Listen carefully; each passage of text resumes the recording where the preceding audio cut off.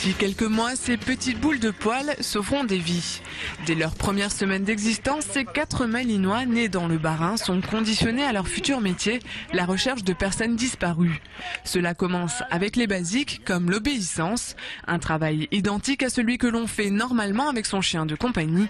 Mais pour ces bébés, le geste le plus anodin, n'importe quel jeu va les préparer à la recherche.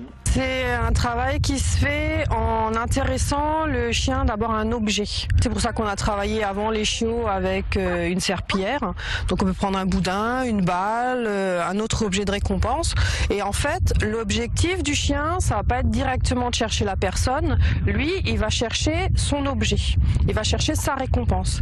Et en fait, dans le travail de recherche, c'est la victime potentielle en fait qui va donner cet objet de récompense au chien. La patience est le maître mot de ce travail de longue haleine. Selon le caractère du chien, la race aussi, l'apprentissage se fait plus ou moins vite, 2 ans en moyenne, un travail au quotidien.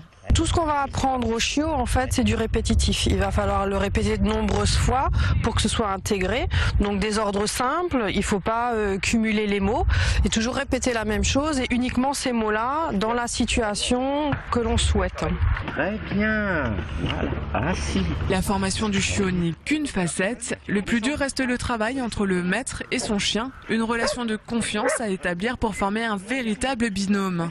Lire son chien, décrypter son comportement, le motiver aussi si nécessaire et surtout ne jamais le laisser sur un sentiment d'échec. Telles sont les clés de toute opération réussie.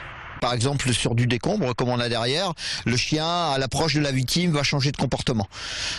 Donc à nous de lire ces différents comportements pour déterminer par exemple une zone dans laquelle il pourrait éventuellement y avoir une victime. Peut-être que le chien ne va pas avoir directement accès, mais en tout cas on va avoir un comportement, ce qu'on appelle un marquage. Ces maîtres chiens de la protection civile sont tous des bénévoles et les faux pas sont nombreux dans le processus de formation. On oublie de mettre la laisse dans la poche lorsqu'on va cheminer sur des décombres comme j'ai derrière.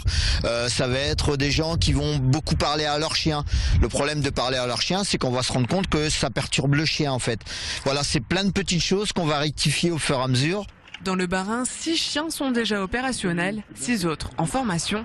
Chaque année, la brigade cynotechnique du Bas-Rhin intervient sur 70 opérations en moyenne, principalement la nuit.